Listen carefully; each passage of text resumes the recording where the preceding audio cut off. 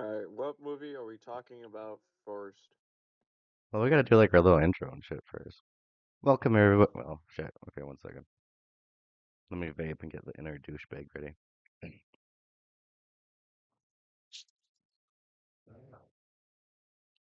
Welcome back, everybody. Welcome to a new video format. This is one of my very good friends. Wait, I almost forgot your Oh wow, dude. I'm supposed to be a very good friend.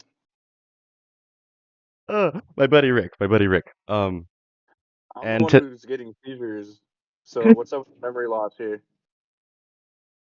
it's just my retardedness. Fuck.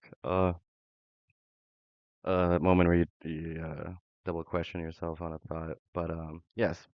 So everybody, this is my buddy Rick, and today we're going to be naming five of our not necessarily like top five movies, but whenever you ask us or we talk about like what's your top five, this is kind of what we have.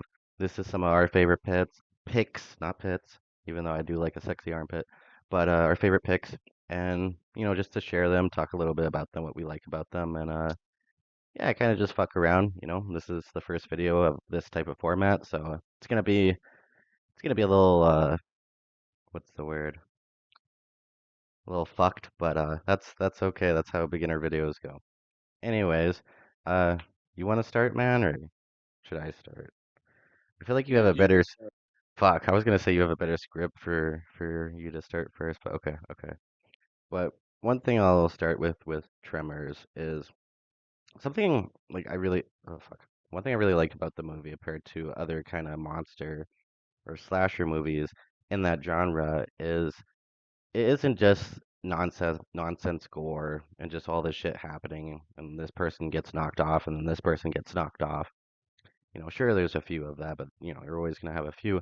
But they build it up very well and there's always different problems and things that they need to figure out as a group and different parts that play into that. So you don't just have this nonsense, and then with that, you have this very fun and well structured movie for kind of a corny but somewhat grounded monster movie, right?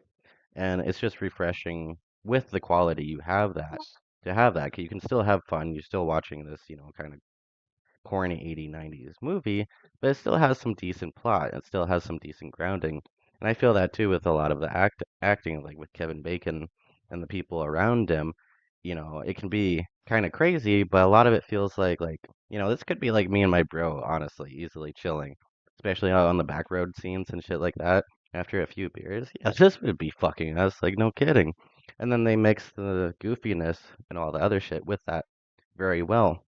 And the other thing too I liked about the problems and the things that they needed to solve in the movie is it added more to the monster and it was a very big part of the monster, right? It wasn't just like this shit is happening. You see that with a decent amount of those older movies, especially more corny monster movies. But everything kind of has a reason and it has a reason to what's the word? Show off the monster and give it more depth and give it more sense to it. And I think that's really cool while still being kind of this silly, corny monster movie, right? And the monster design isn't the best, but it's creative, it's fun, and they flow with it very well. So that'd be one thing for that. And let me see what else I have. Okay. Yeah, and I think like the last thing I would say about Tremors, in a lot of senses, it feels like a old Western. Like it has that kind of core and base to it. And then it has all this fun and goofiness added on top. And I think that mix is very satisfying and just makes it a very entertaining and good movie. That's number one. That felt horrible, but okay. We got through it, guys. Fuck. Any comments, Rick Rowley? Rick Rowley? Yeah, I'm just taking a shit right now, so hold on. Okay, okay. No, okay. You're listening, you're like, he's gonna be a while here with how many fuck ups he's doing. I'm gonna take a shit. It'll be all good. It gives me a little more time if I have anything else to add, I guess. Sorry about that. That was the second time I took a shit while eating the food that I'm eating. Oh, you're real good. Anyways, Damn, that's a process, brother. That's a process. Um, You're literally yeah, just retanking up at this point, bro. but yeah, yeah. So to kind of like fall back on what you said, I agree. Tremors is a bit of like it tries to be Western without being just Yeah, straight like it has cowboy. that kind of hardcore, like that core vibe of being out How on the. fucking dare you interrupt me? How So- dare you? I Go don't on, want to even sorry. do this. I'm I'm sorry. done. I'm sorry. Oh, there. I'm kidding. I'm back. But yeah, it does. it does. It does have that Western feel to it. Um, I'll Probably comment because after. yeah, it is based in Nevada. So the Yeah. isolation of the town is what really gets me Yeah. because it does have to. The townspeople do really have to come together. What I like the most about the movie for me is the fact that the side characters or the stand-in characters, whatever you want to call them, they become the hero of the movies. Even though they're all working together, they in reality become the hero of the movies to basically help Kevin Bacon's character and everyone else survive. Yeah. If it wasn't for Earl, which was the side character I'm talking about, who basically takes charge by giving up everyone weapons and all that stuff, um, then they would all relatively died pretty much. No, I agree with that. It's nice to not just have a main character that has somewhat brains, and then everybody else be like this pet that you gotta like fucking take care of, right? So I agree. Yeah. And the other thing too, you were saying like with the town, that's kind of like goes into the Western thing too. It's like you have this threat attacking your small community and stuff, and you gotta come together and fight it and find a way around it. And yeah, so I like all those vibes, and I think like how you were saying, it just comes together really well. Yeah, for a low budget for the time that it was in too. Yeah. I believe it's considered a low budget film, but Pretty sure. More so, yeah. they did pretty damn decent with the monsters, in my opinion, because they were not only robotic, but they obviously had to put in the work. What is it called? They had to put in the work to create the monster in general. Yeah, no, I agree. And I feel like some of like the underground stuff was to like it helped save money, but at the same time they were smart enough to use the creativity to have that as a backing. Yeah, Yeah. So it was very well done for what they also had, and like you said, especially with the time. Yeah. and Anything those else? creatures are also Oh, very sorry. different from a lot of the other creatures that you see during the time of the Yeah. movie when that movie came out. Yeah. Almost like a fucking But yeah, land what was it called? A land eel. Eels are like that or yeah, eels or something like that. They have the back jaw like that pops out, so it's like a land eel. So definitely a cool concept just to kind of pop out. I'm not sure if it was referenced off of something though. I don't remember.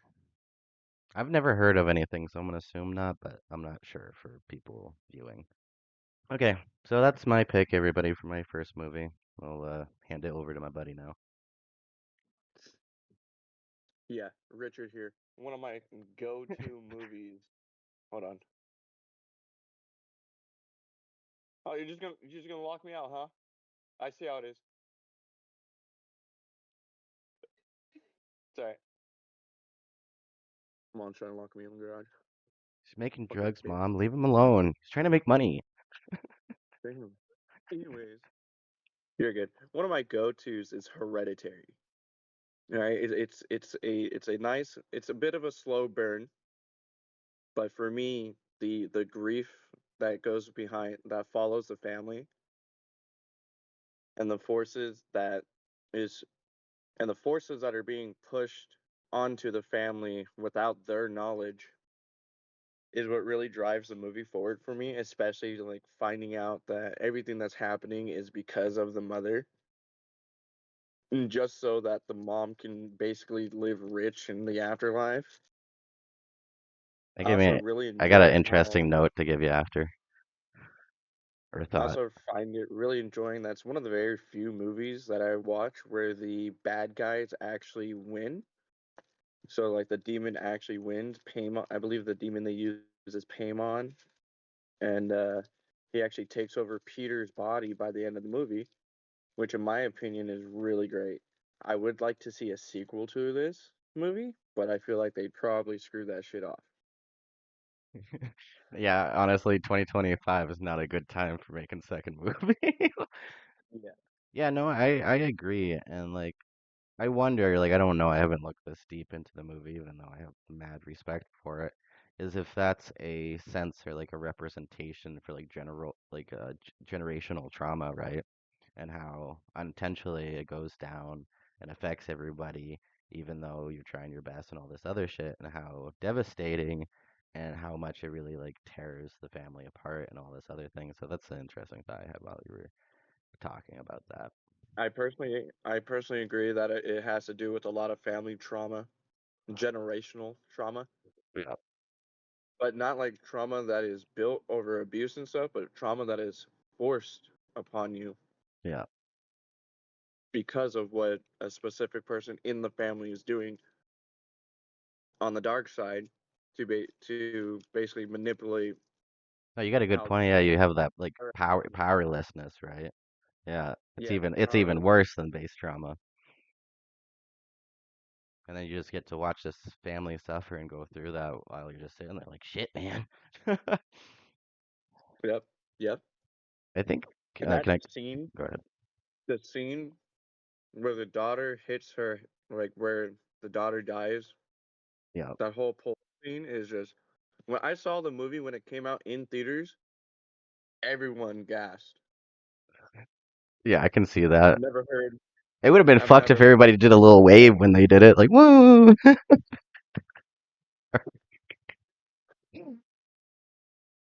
because it That was annoying so bitch is unexpected dead. for everyone. Yep. Everyone was just like, "Holy fuck!"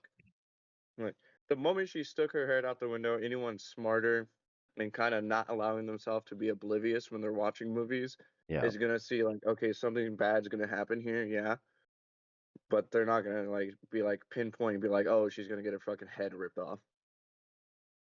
Well, that's something I The, think, the, like, the, like oh, my sorry. dad, when he's seen the movie, he's like, oh, they're gonna get in a car accident, Yeah. but he wasn't expecting her to be decapitated by a fucking light pole. Yeah. I, wait, can I comment? Yeah, Yeah. Um, and that's something I like, and I think that they kind of did, or I kind of get like a vibe off the movie is with a lot of shit, they were just like, let's just fucking do it, you know? And I think it was done by a person that was good enough to do that direction. But I think that worked really well. I think instead of kind of keeping it, um, what's the word? Like I know they were going for their own story, but instead of doing kind of keeping a little more to the baseline, I think they just saw things and they were like, fuck it, let's do this and see how it turned out. And I think it turned out really fucking good. yeah, Like for yeah. me, Ari Aster is proving his worth yeah, as a director. I'm not gonna lie about that. I'm gonna say yep, even though I don't know any of his other movies. I've probably watched a few, but I'm gonna agree with you because I have respect for that movie. I think he also made Midsummer. Oh, okay, Midsummer is good. Yeah, I've seen. Yeah, that's on my movie list there. Yeah. Okay, no, yeah, he's definitely making his way then, and has been making his way if he's done like Midsummer and stuff too. Oh yeah, the last comment I was gonna have the like I still remember the scene of like the mother. I think it was without her head, just floating up to the cabin, and it was like it was so fluent, but it had like a dark Wim- it had a dark magic to it. Like in a sense, it was so accurate, but at the same time, it's almost like a dark thing you imagine as a child or see in the corner of your eye, and scares you to the core. But then it's like, nah, you're just seeing shit. You're just imagining shit, and it's like that, but real, if that makes sense. You there? I'm here. Hey, What was the last thing you heard? I forget. All right, so Ari Aster created the movies Midsummer, Hereditary, Beau's Afraid, Dream Scenario, the one with Nicolas Cage, Death Okay. of a Unicorn. Oh, that's new. I want to check that out. Yeah, Yeah, those are the only ones I know about. we should check Yeah, that. I mean, maybe, hey guys, maybe a future video, unicorn with the boys. Okay, yeah, no, that's a pretty good list too. Not Yeah. legendary, but pretty damn good. I don't know. I like Beau is Afraid and Dream Scenario are some of the two most different types of movies I've watched. Yeah, Bo So was I enjoy fun. that. Well, I don't mean it with uniqueness. Maybe he has that being. I just mean like with the length of the craft, right? Uh-huh. But no, you're very valid. Yeah, that's a very valid point. Yeah. Yeah. So my second pick is Come Play, and it's not a perfect movie. It has a lot of cheese. I don't even know if this is a movie that Rick has watched. We've watched a lot of the same content, but this is kind of one of my special movies. He can mention after if he has or not. But I'll say first, it definitely does have a lot of or certain tropes to it and certain cheese that some people might find a lot of hate with that. And that's fair enough. But I really like this movie because this is one of the only movies where I felt happy and relieved at the end. And sure, there's some movies where you're rooting for the person and they get away and all this other shit and you're relieved, but you're also traumatized. Like, there's so much shit there still, and that's kind of the point, right? We watch these movies.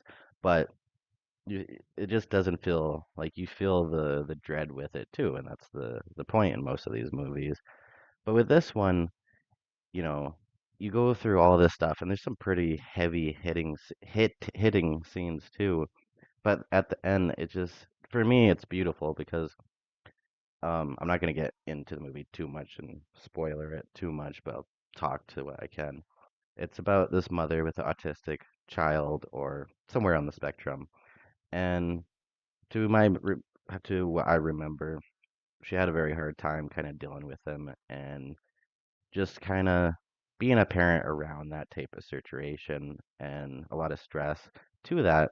And her kid kind of finds like this friend that is a demon or something of those lines, and they go through this journey, blah blah blah. And like I said, I was not gonna say spoilers, but this is one of the biggest spoilers. But at the end, you see how the mom really did love the kid, and maybe this is because I have mommy issues too. Fuck, with me and Rick, we could do like Barnacle Boy and I forget the other guy name and do like the knuckle click, mommy issues, yeah. Um, but at the end, she sacrifices herself and really shows that even though she didn't understand the whole time, he was, her son. She would do anything for him, and then afterwards they kind of reconnect. And I don't know if you could call this scene like accepting or acceptance, but I don't know. For me, it showed like that there was a loss and they were processing that, but at the same time, the child had a connection and a beautiful connection to their mother. They didn't need to remember the mother as somebody that didn't understand them and maybe didn't treat them the best because of that, but somebody at the end of the day would risk everything to save her child, and that did show some true love. And I'm not going to explain the last scene too much, but it's just a beautiful scene how they kind of wrap it together. And even though you've been through so much, it almost just feels like it's okay because it's a representation of this grief and moving on, and that you can have this trauma happen, but still be okay and still find that peace and happiness. And maybe that's a weird representation I got from the movie, but that's personally why I really love Come Play.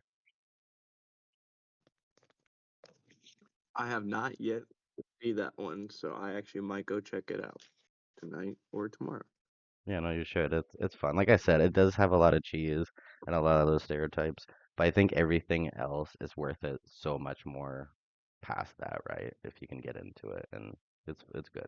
It's also PG-13, so you're not gonna get like crazy gore, but some of the scenes, like I said, is very impactful, and they do get like it feels like a mature, like they do certain scenes better than mature movies or mature horror movies do in their own category, and that's why too I have respect for it.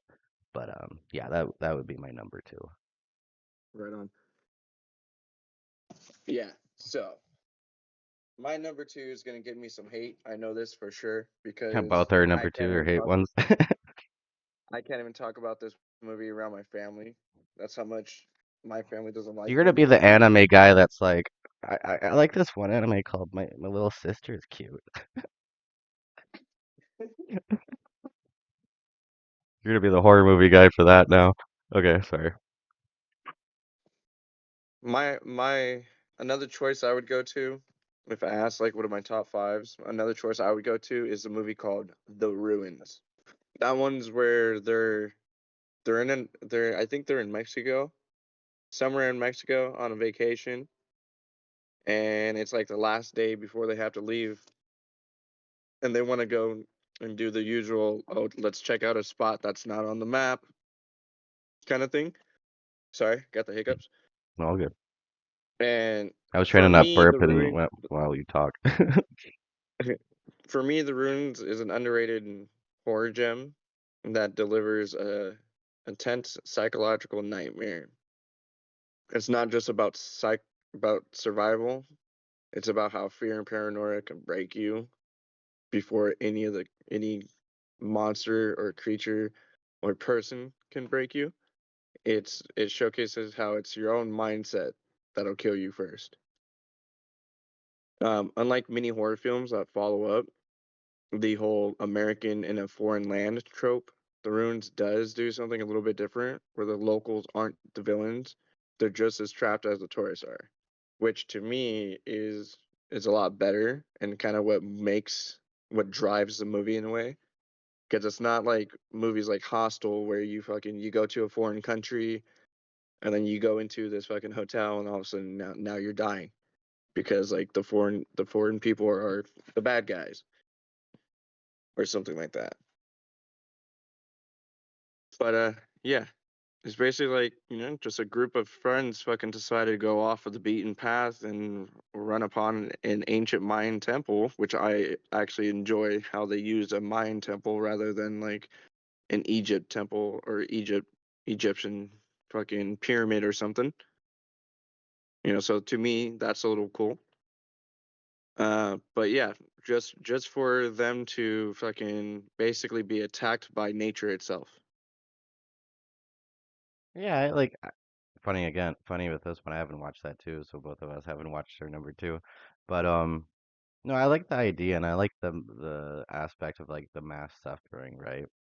And Yeah. it kind of takes like I'm trying to think of the right words.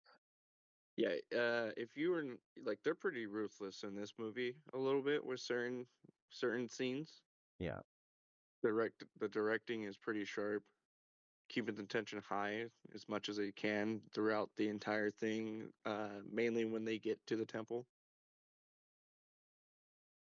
everything you hear kind of just add like especially if you embed yourself into the mindsets of of the actors and shit, like all the noises you hear throughout the movie will just add to the paranoia of the fucking movie.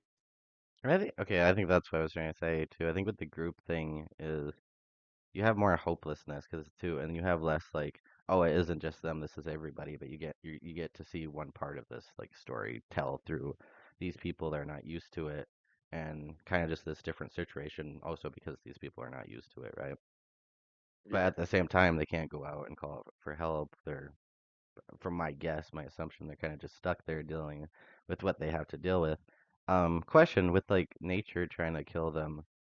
Um, is it like the force or like a cursor type of thing? It's not like people, it's like the things around them kind of like give me a little more on that. Yeah, they don't tell you exactly what it is, but it has to do with something about the Mayan temple itself and Okay. the plants that are growing in and around the Mayan temple.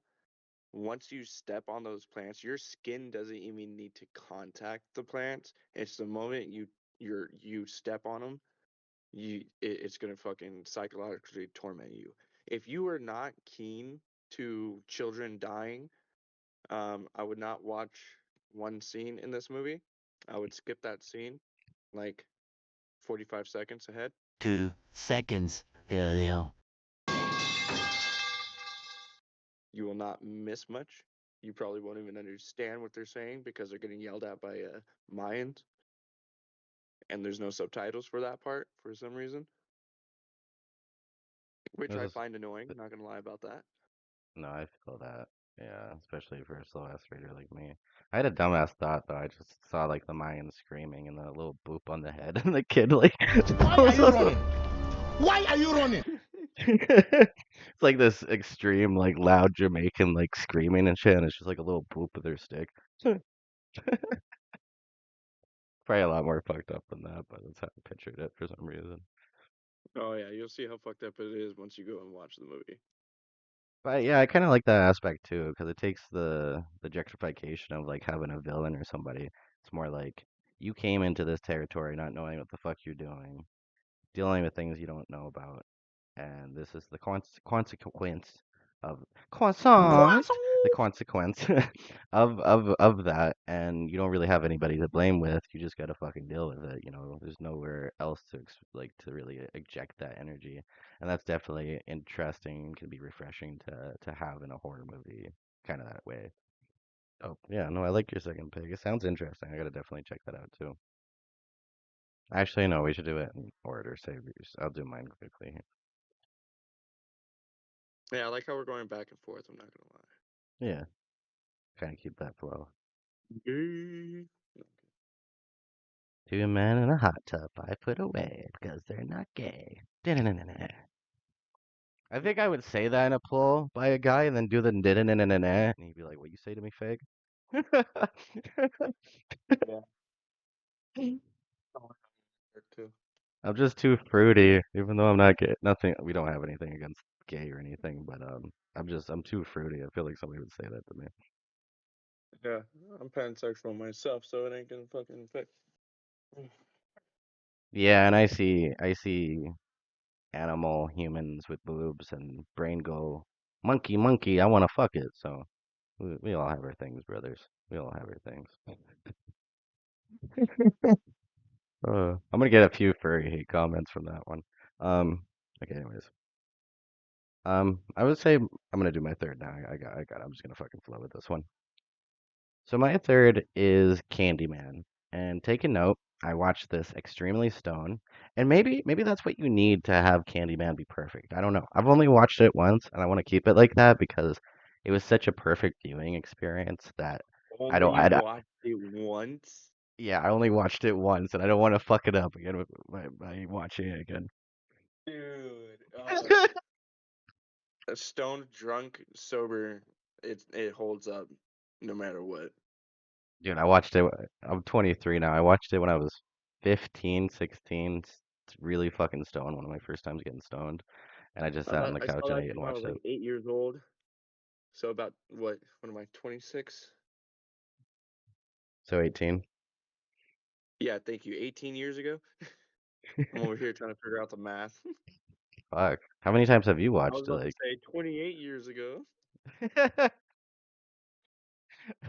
I'll edit that out for you, buddy. 18 years ago, dude.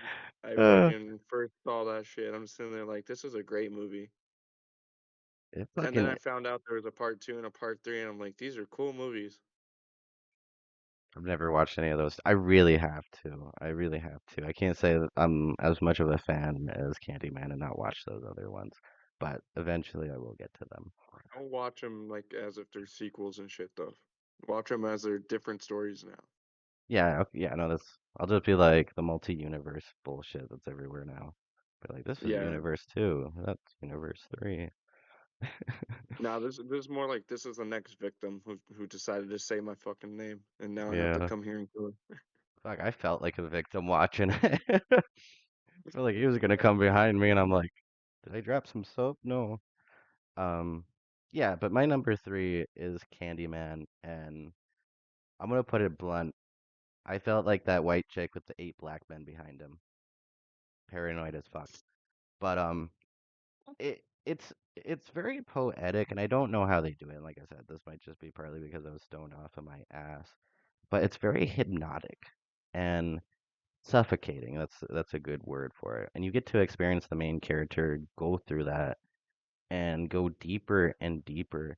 And I don't know how they necessarily do it, but just while watching, and this might just be some of the kind of hypnotic voice and acting, like Candyman That's himself. Tony Todd has. So I'm mad that I don't know his name right now, but Tony his Todd.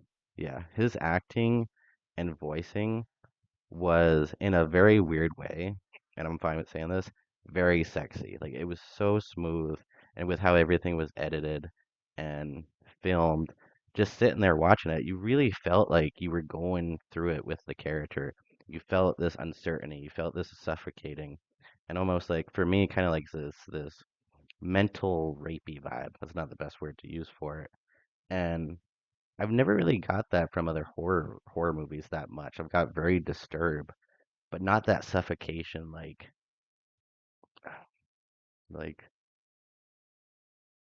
I don't know, it's like watching You're being somebody. pulled into his love story. That's why, in my opinion, you're being pulled into his love story.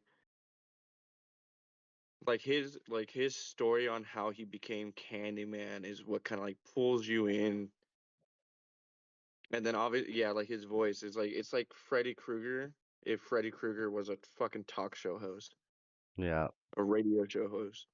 And just how the insanity reaches you too, like that him and all that complements it because then you see her and all the shit that she's going through and like the suffering like when she tells her friend to not come in and that type of thing. It genuinely gives off a very good like maybe a representation I could use is a psychotic schizophrenic person or something where you genuinely don't know if they're harmful or not and you want to help them and all this other shit. But then what I think the movie does is kind of shows you and gives off that feeling of what that mindset is. Not exactly, but in a horror movie stance, and it does so well bringing you into that world. Yeah. Fuck, there's another thing I was gonna say about it. I like how in the ending, what they did with the ending kind of showcases the whole Candyman isn't just set to one person. It can be passed along Yeah, to other people. yeah, Kind of like how they do with the Smile movies nowadays, where like the trauma gets, as long as a person witnesses a traumatic event, it can get passed. That smile can get passed to them now. yeah. And it just felt so real. Like it almost in a sense felt like it could be like you could be going through that right now or something like that. Some matter of that type.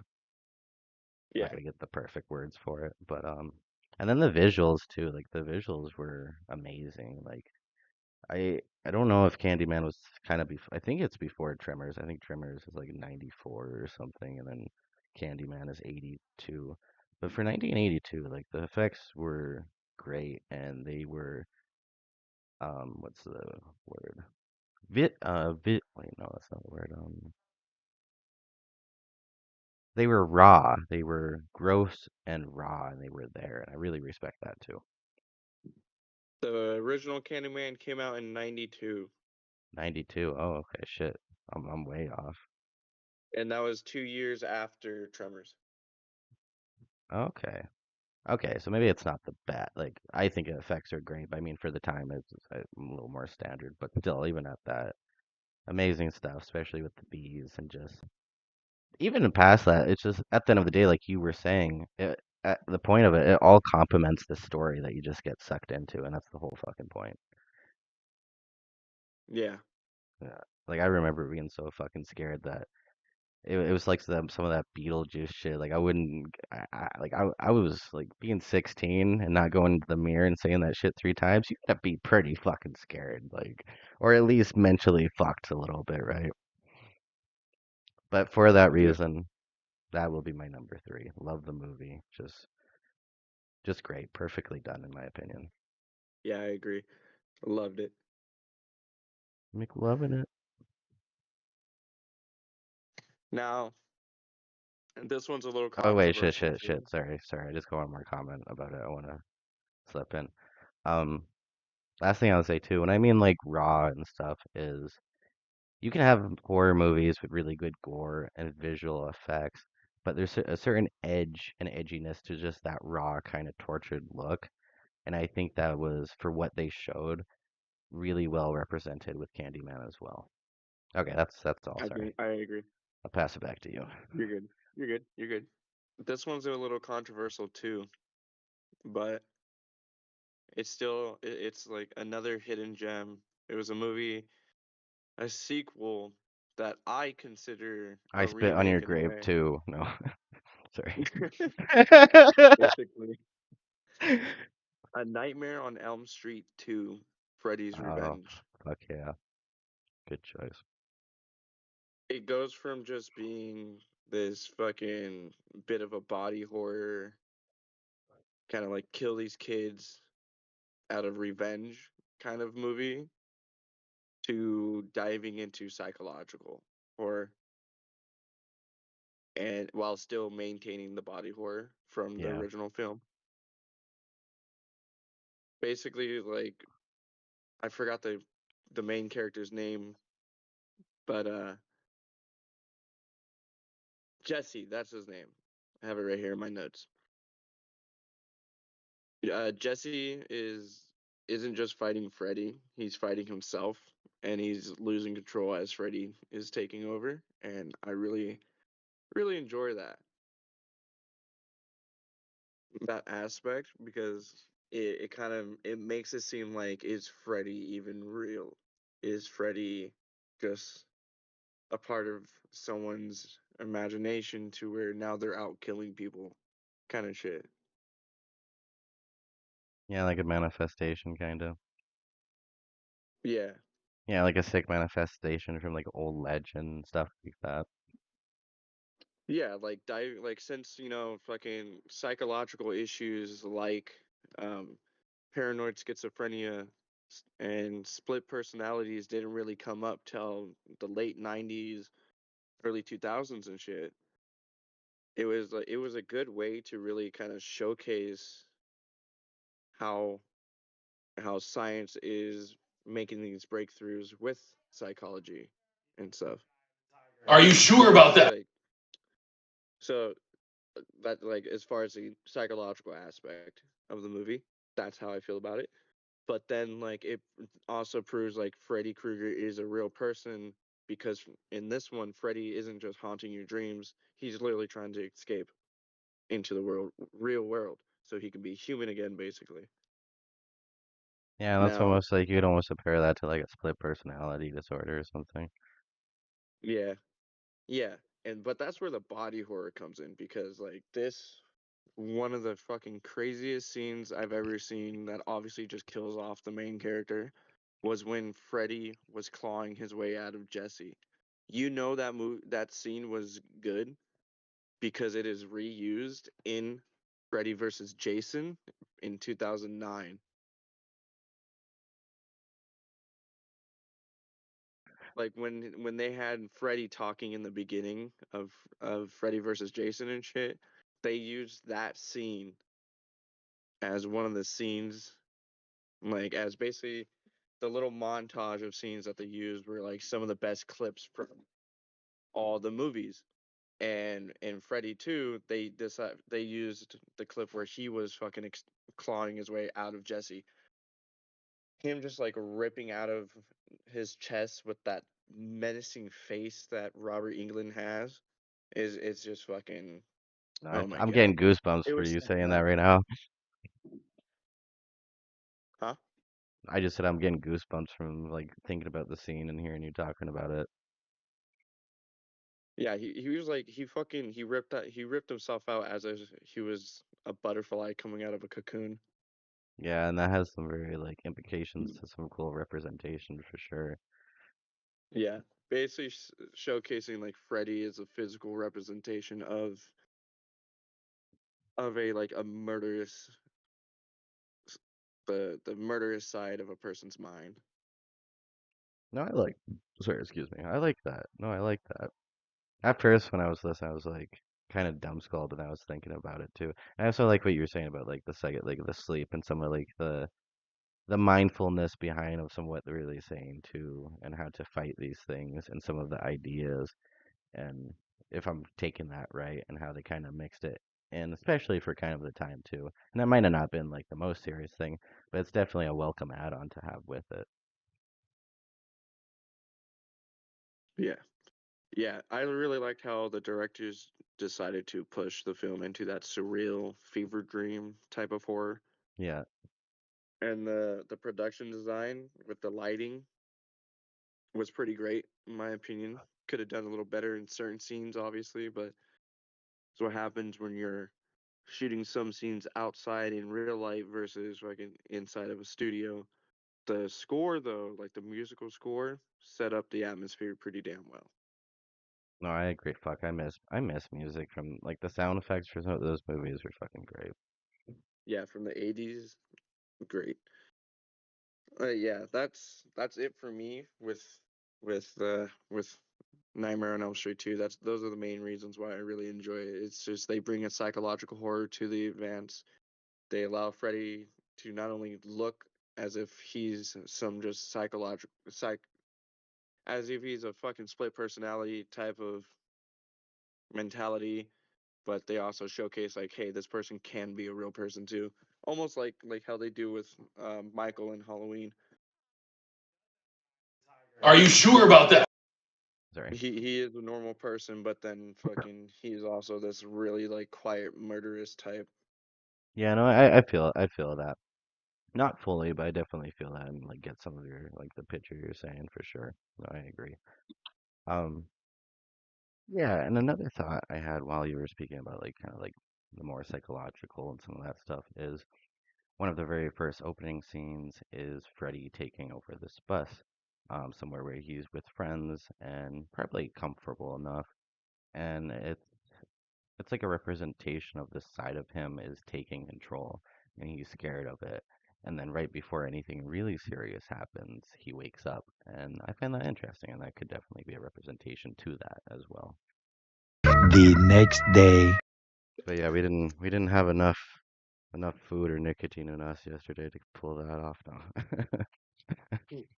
uh, um, I forget which one of us went last though, so I'm ready to go. I'm hyped on my next pick if you're good for me going next.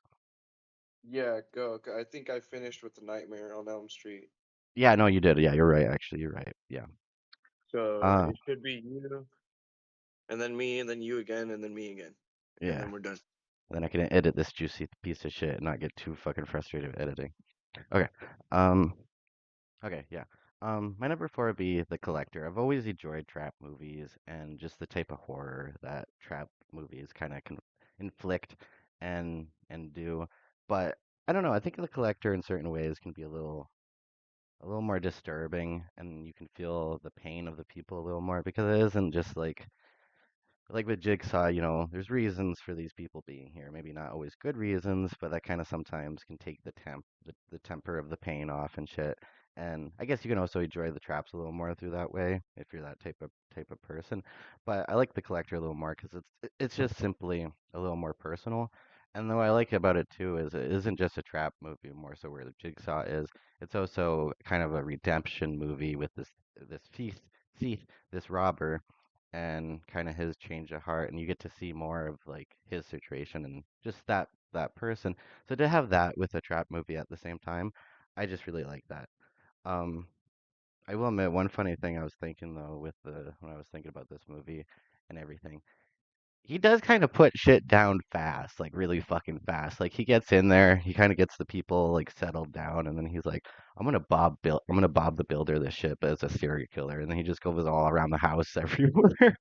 It's like one of those time frames from Bob the Builder where it showed him like building all the different parts. It's like that with the collector fucking putting shit on the windows and everywhere. And I will admit, for that part, it can be a teeny bit goofy because you can go into certain scenes. It's like, damn, he set this up fast. This is some coyote wild shit. Like, fuck, I didn't even say his name right, Coyote. You know who I'm talking about from the old cartoons, Coyote Wyote or whatever. Yeah, type shit.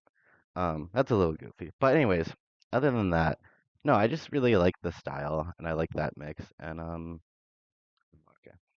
And the other thing I think I like about the movie too is with Jigsaw, I think the art of his movie and that was his traps, where the collector, I think more of the focus is the art of the people and how these things are just kind of clay and play toys with them. And at the end of the day, art and collectibles. He sees this piece of meat and he's like, what can I mold this into for my own personal fun? And I don't know, I just think that's a little more direct. And for my type of movie, I really like that. and I enjoyed that more for the collector with that way. Even though I'm a giant fan of Jigsaw and everything, I like the collector a lot more for kind of those reasons and some of that. I haven't seen the collector in a minute, so I don't really have too much to comment on it.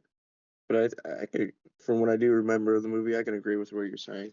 Yeah, it's just a little extra spicy trap movie, and I think for I find in the horror movie category, there's not a lot like really decent like fully kind of involved trap movies, and it's just for being that and then having a little bit extra spice compared to something like Jigsaw or a little edgier maybe it's spice is not the best word. It's enjoyable, and I would give anybody that is a fan of trap movies to definitely try it out. And the second one is good too, not as good, and you still have more of the redemption arc with the first guy too. But yeah, no, it's a great movie, decent series, and I would definitely check it out. Yeah. Yeah.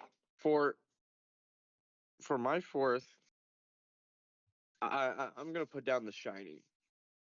Ooh, good Directed one. by Stanley Kubrick. The one that For I me, fucking confused with your third one. yeah, By the way, everybody, I fucked that up. I was thinking of the first fucking Nightmare on Elm Street with the blood scene. But anyway, sorry, I just wanted to put that in. Go ahead. yeah, that was funny to me. I didn't even realize how you told me earlier. Um, but yeah, Shining. The main reason why I like the movie is because of how they have Jack Nicholson just slowly battling his alcoholism and using like this job that he basically had to look over a hotel and using the job to try and isolate himself so he can do some work and stay sober after, potential child abuse and whatnot. But it's just like it's a nice slow burn full of isolation and madness. And like it does in a way it's a little bit psychological, but not a shit ton. Not like based like the entire movie is not based off of the psychological part of the horror. The horror really does come from the isolation of the family being at the Overlook Hotel. Yeah, and then like I would say like I would comment like what comes with the hotel and the extra dread too. Yeah, for me, it's the fact that it's snowing. That's what brings the dread because it seems like it's the movie's based in the middle of winter. I forgot where the location was, but it's a location where it snows. And y'all know me, I don't like cold weather, snow. I'm good off that. All right, I don't mind staying inside, but not for an excessive period of time. Even if I'm making money, I have to be outside. But Yeah, no, yeah, for I me, feel like that. that dread kind of like it comes from the the the winter, in my opinion. That's what helps, especially with most of the scenes. Like all three people in the family, the father, the mother, and the son, are technically separated most of the time, anyways. Yeah, Like that's very true. Jack is Yeah. always, yeah, Jack is always in his area where he's supposed to be writing. The mom is typically just chilling in the fucking room or just randomly exploring the hotel, keeping it basically. While the child is out running around a lot. So it's like we don't really get the true, like, we don't truly get to see any actual child abuse, and we don't actually see Nicholson really like descend into the alcoholism, but he does just due to basically keeping himself isolated in the room where that typewriter he has is, in my opinion, is where his madness truly comes from. Because he's like spending no time with the family basically while they're there. Yeah, that's something I actually didn't think of before too much is how actually separated they are and how they're kind of just going through this hotel and dealing it their own way is kind of I don't know like how you were saying about like some of the past trauma. It's almost like they're dealing it in the ways that they would deal with it at home, but even more kinda. And what I found really creepy with Nick there is the fact that like fuck I mean, Jack. yeah Nicky Jack Jackie Nick Jackson Nickerson. Okay. Fucking I lost my thought there. 1 second. Okay. What I found really terrifying. Oh shit, actually I'll start with something else here. Oh, so I like what you said with the winter thing. I definitely feel that while watching it. The winter is kind of like a little like a little blanket of suffocation around you. It just makes everything snug in the worst type of way. Exactly, I agree with that. Yeah.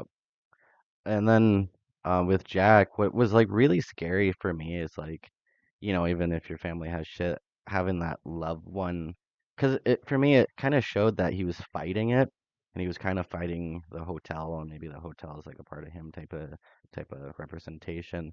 But for those scenes where you get to see him not really aware of it and just so obsessively put down, like, I want to hurt you, I want to hurt you, I want to hurt you, from what's supposed to be your husband, even if he's maybe an alcoholic and this other shit.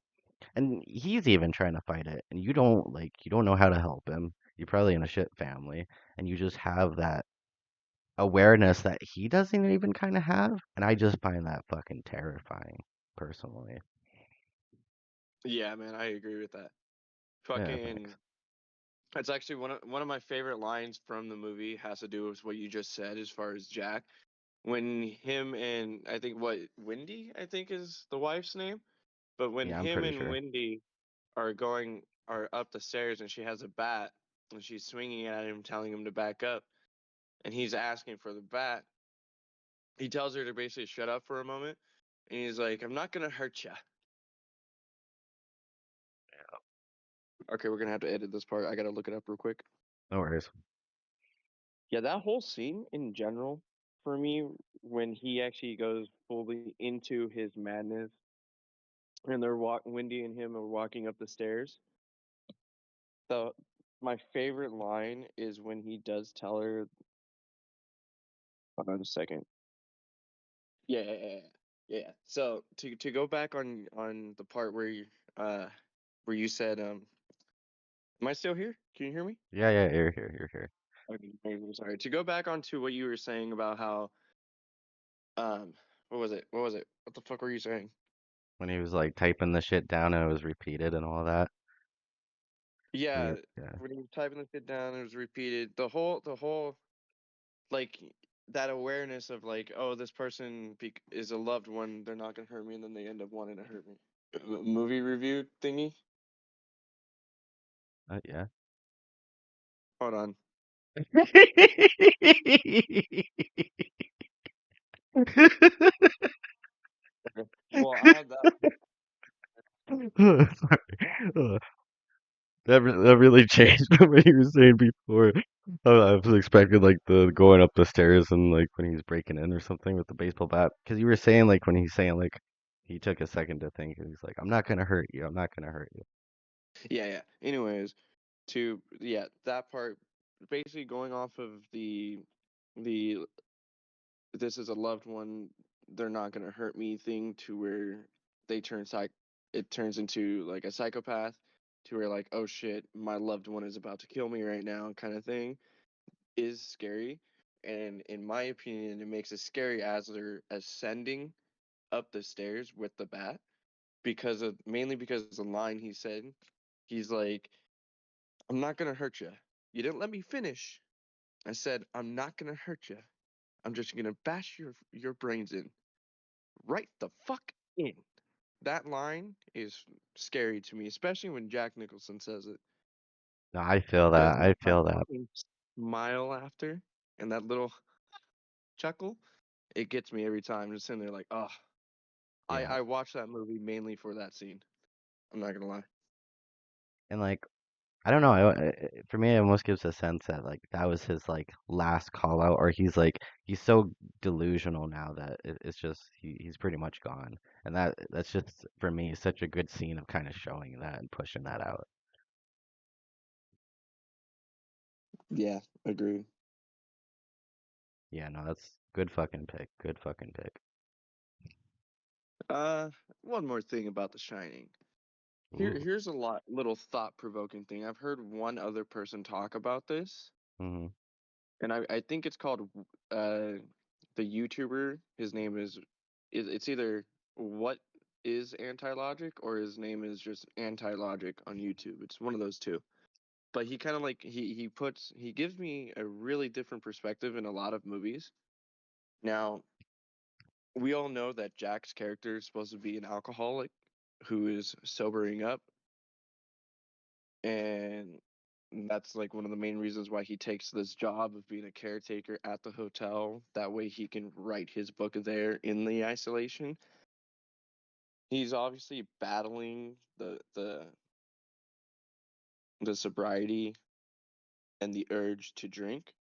And in my opinion, the elevator scene where we all think it's blood coming out is not blood. That is wine. That is red wine.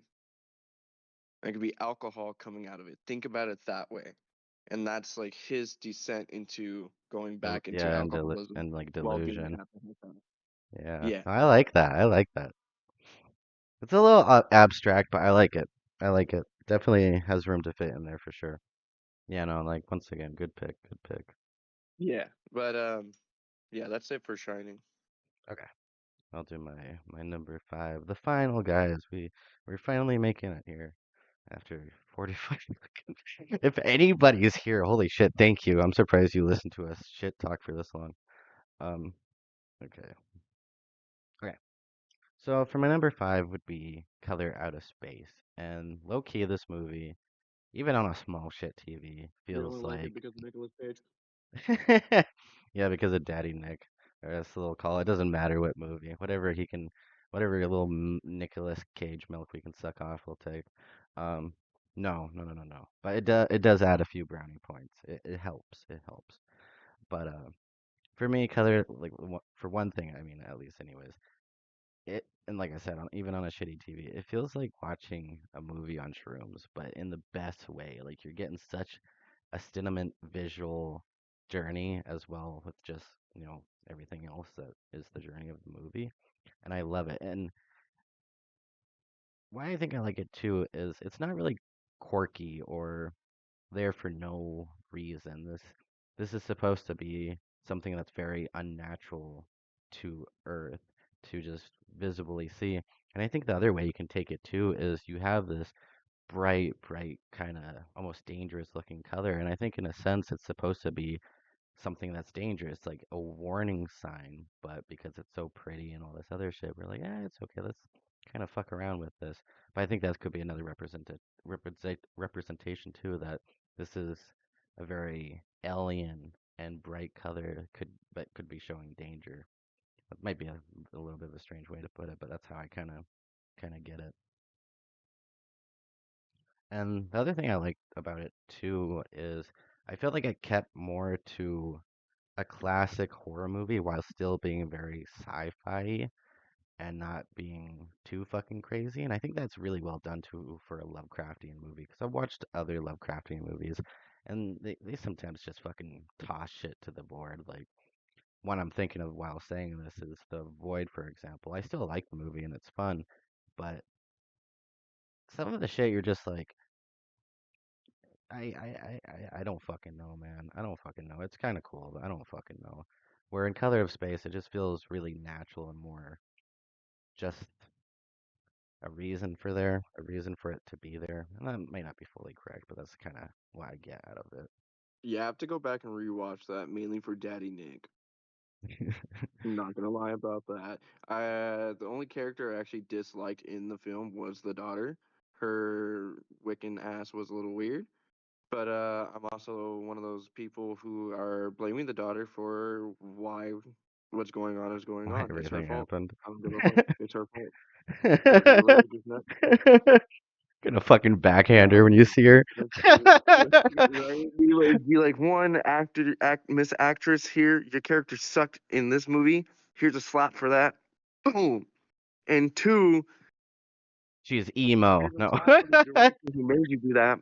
Boom. And three, you don't need to say shit out loud. Keep it in your head. We don't need to know what you're fucking summoning or trying to summon or try to fucking put a spell on or curse on or something. Boom. Here's a smack for that. Get out of here, you weirdo. Damn, shitting on the little emo girl. I see. No, I'm kidding. I'm kidding. Um, Yeah, but yeah. Another thing I wanted to finish up on too, or I didn't completely say properly, is with the sci-fi and keeping like still kind of a classic horror movie. It doesn't rot your brain with this stuff either too. Like I was using The Void for one example, but that was more like with the colors and the effects. When it comes to actually like the story and everything, it doesn't rot your brain with sci-fi shit. Like you're not gonna have 15 different things you need to remember. This is a correlation to this, that that's going to explode with this and that's going to open this to that and that's going to release that. It kind of keeps away to that. It has a little bit, just enough, and I think that's what, like I'm saying, just makes it really nice. But then just keeping in the same kind of, or not same, but the old school kind of horror aspects very alive with that without rotting your brain with the sci-fi shit, just simply. And then two, yeah, the I agree visual, with that. yeah, yeah. And then two, the visual effects for for the gore and stuff, I really loved it too. I'm a big fan of body horror, but first time watching it, first few times watching it, especially the animals and shit, I got big like the Thing vibes from like the dog scene, and that's one of my Mhm. yeah, that's like one of my favorite scenes in body horror, like horror ever. So to kind of get that feeling again and see something that kind of hits the spot like that, that was so good. And especially with the family and the mom and the son, it was it was amazing, and then having Nick Cage bullshittery on top of that sprinkled on. I will admit, some people probably won't find that to be the best, but for people like me and Rick here, that just makes the movie 10 times better. And he didn't like take over some movies. He, fucking takes over. And I don't think that. I think he played his part. He had some roles you felt and you got his stuff, but he didn't Yeah, take this over isn't the Con movie. Air. Yeah. Fucking, but oh my god. I mean, like, dude, his acting was shitty. Yes, I agree. I agree. But it's fucking Nicolas Cage. You can be you can be an A-list actor like Nicolas Cage and make and be a shitty actor in a movie, and it still won't matter because you're Nicolas Cage. You know We love him for it. exactly. Like, And I'm not even saying like his acting was but shit, but I'm just saying he did have his little, normal Nicolas Cage stuff. But I don't think it was too overwhelming like a lot of movies you see him in. yeah, I just didn't like how he says certain lines, like fucking when Yeah, he's when he gets arguing his dad with his daughter. personality in. Yeah, Uh, when he's arguing with his daughter, he's like, you know what? Why don't you get the fuck out of my face? You know what? No. How about I get the fuck out of yours? I'm just sitting there like, that was weird as fuck, but you make me yeah, feel like I can just go fucking walk into Hollywood right now and just act. it's like he did a little bump, and that's like him tweaking out, yelling at his daughter. Get out of my face. Yeah. Mm. You know what? Let me get the fuck out of yours. And just the way he says it. Yeah, like some Yours. Italian mod boss after doing a little line getting bullied or some shit. Right, dude? Uh, no, that's so accurate.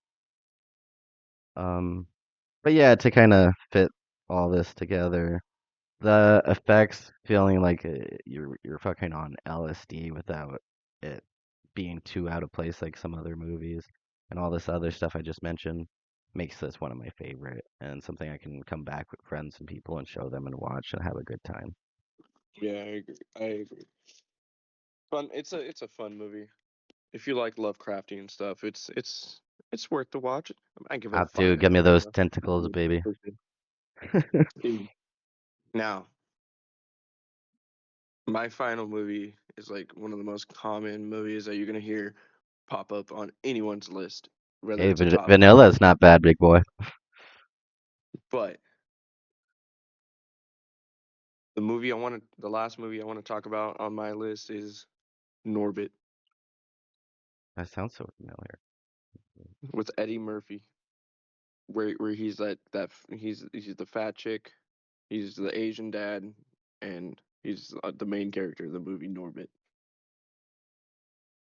psychological trauma.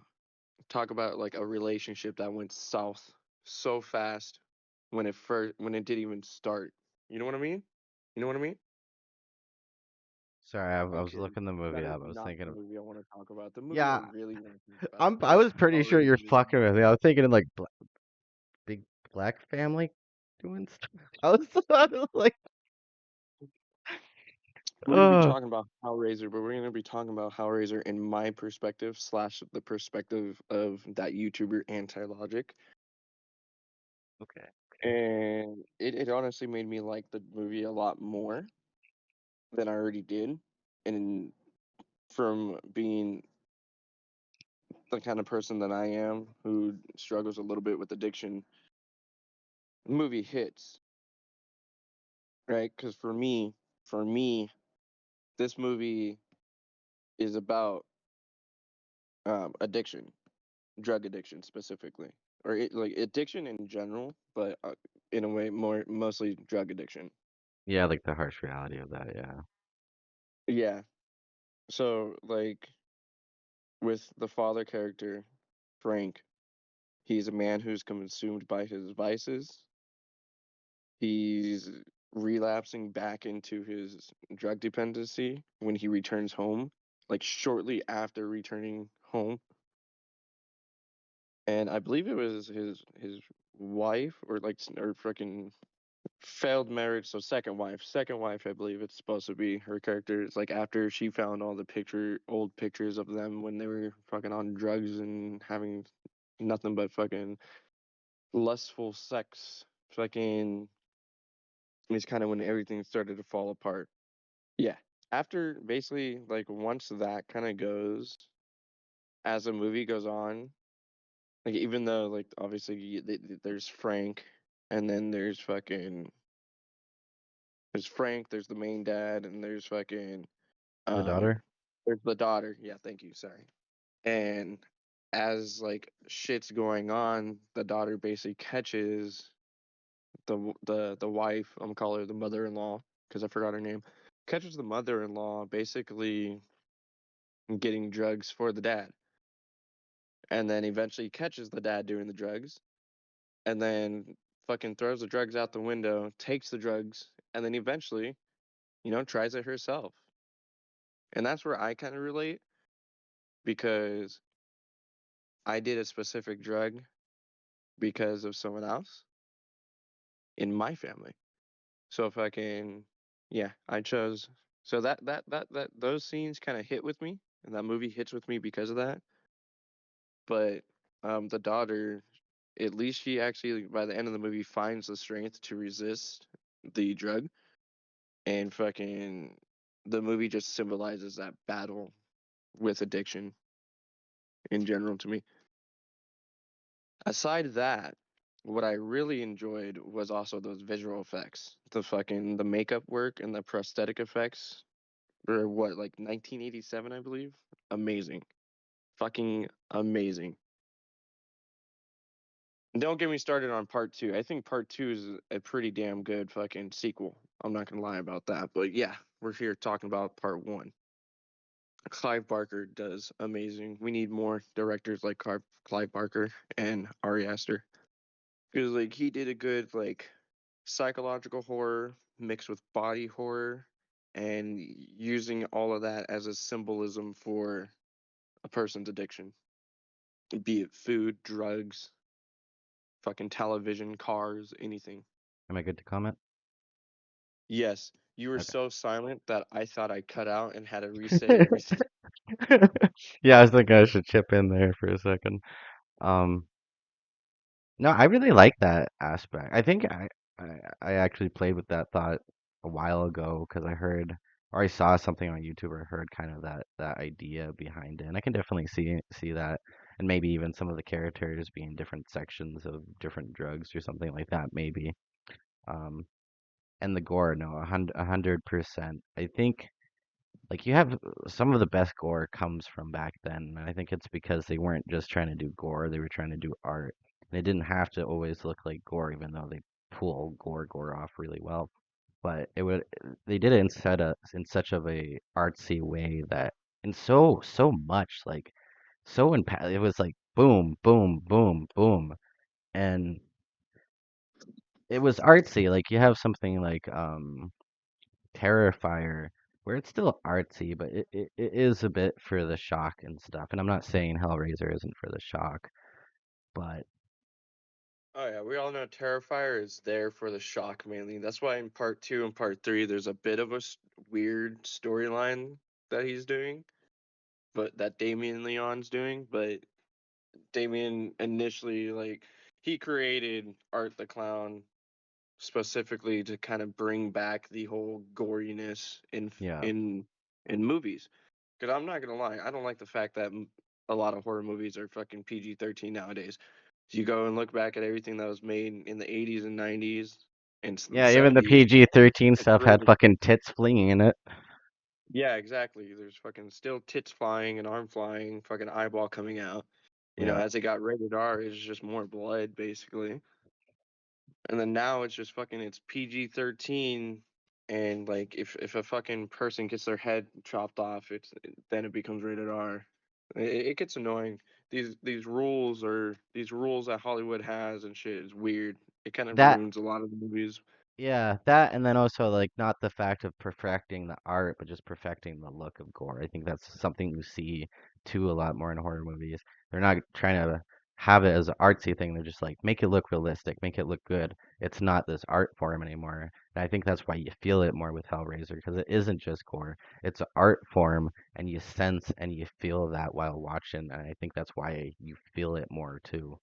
If that makes sense. Yeah, even though like Hellraiser isn't even that gory of a movie at all. Most of the gore is just when Frank gets himself ripped apart, basically.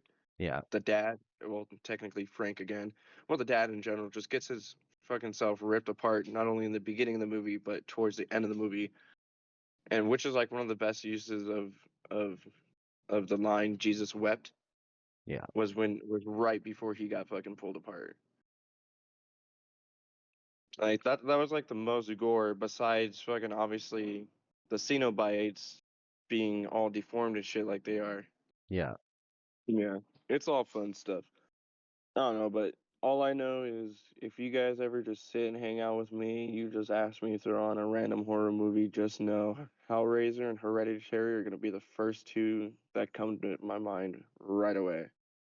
It's funny. I'm glad I picked the collector because Hellraiser is my number four instead of that. And I was like, nah, the collector is way more close to my heart. One thing Yeah. I wanted to ask your thought on about Hellraiser though, with that kind of like theory and like thought behind of it being a lot of representation of drugs and those aspects, do you think the chains and some of that was kind of a play to it, like how they have a Oh, grasp on definitely. you and like even though they have a grasp on you, they rip you apart type of thing? Oh yeah, definitely. Because what happens when you take a drug? You get hooked. Yeah, then it rips you apart. Until it basically rips you apart. Yeah, So yeah, I truly believe that that's a that's symbolism for getting hooked. The box is the addiction, the chains is you getting hooked, and the Cenobites is your torture. no, I like that and everything, but yeah, no, I like that. No, that's good. Because what else brings you, unless you're a female, not including sex, what else brings you pleasure and pain at the same time? Drugs. If you You don't know, get what I mean by the whole like not including sex if you're a female, I had this conversation with my girlfriend. She actually said that with the whole Hellraiser having to do with both pleasure and pain, that's basically what females feel during sex. Is it hurts them, but it feels so good that they just keep doing it. yeah, when you're a little bit traumatized, yeah. Yeah, it gave me a bit of a different perspective in sex, and now it's just like, okay, No, that's yeah, that's I get kind of what you mean too, but yeah, it plays with some of those games too, and addictions and the trauma with the addiction as well, especially when you've been through like sexual assault and stuff. yeah. Yeah. No, I like that. Yeah, that's yeah. No, you piece that really. Yeah, yeah, that's cool. I think I should rewatch it one of these days and just have like that's my whole thought of what the movie is, just drug addiction and going with that kind of mindset and watch it. It'll be interesting viewing. Yeah, fucking great movies overall in general. I really want people to go back and watch A Nightmare on Elm Street 2 and kind of look at that not as a sequel, but as a reimagining. It's a reimagining, almost a remake. Like in a way how they did it with the 2009 remake.